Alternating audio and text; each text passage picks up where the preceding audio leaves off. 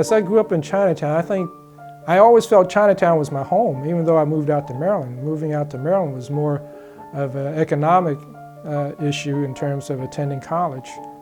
But I think people should realize that Chinatown is a very important part of the city. It gives it character. In a sense that, just like in New York, you have Little Italy, you have Chinatown. If you come to Washington, D.C., you can enjoy the food, the residents, and the businesses. It just adds another side to Washington, D.C., other than thinking of Washington, D.C. as just a federal government city.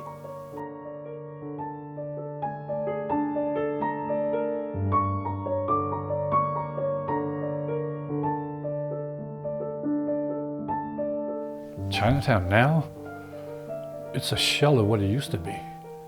Nowadays, there's hardly any place to live around there. All the homes for the up-and-coming families are basically gone.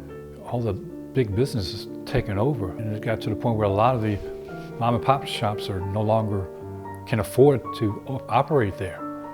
So Chinatown is mainly like restaurants and maybe souvenir shops there now, more or less. I don't know how long it's going to survive.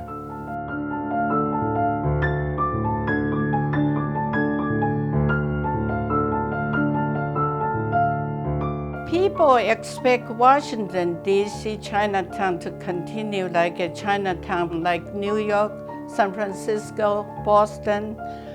I must say, no, we cannot do it. Chinatown has to move on, and I always tell people, we gotta modernize the Chinatown. We cannot stay in the pre-World War II stereotype of Chinatown. You look, you don't have a pigtail, I don't bang my feet anymore. So we cannot stay in that kind of, era. We don't have the foundation money like Williamsburg to preserve that kind of historic town. We are not a city of port of entry like New York, San Francisco, Boston. So we don't have the new immigrant come through Washington, D.C. as some of the port city. We don't have the cottage industry in Chinatown. How can the new immigrant come in and find a place to live and find a place to work? The people settled down in Washington, D.C. tended to be more intellectual among the immigrant group. They came here to seek for the government employment opportunity, continuing education.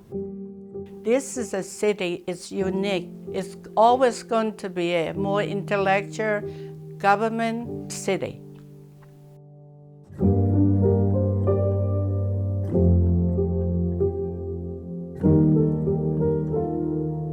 Chinatown today is very, very small. We're not a physical Chinatown. Now we only occupy 2 blocks, whereas before we occupied maybe 20, 30 blocks. But Chinatown's still here in spirit because a lot of the people in the neighboring areas grew up here.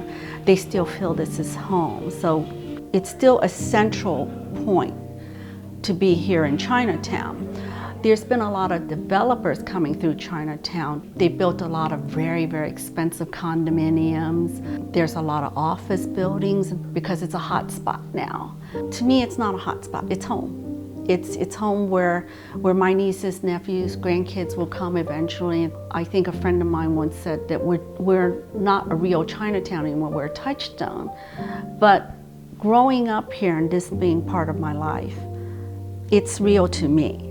It's not something physical that you see as like when I was little. So I don't think that we define Chinatown anymore as physical buildings or businesses. You can't stop people from building. I kind of wish that they would build more as a community as opposed to just making bigger condominiums or more expensive condominiums. I think there is an effort to preserve part of the community, but the people doing the preserving are more interested in architecture than community.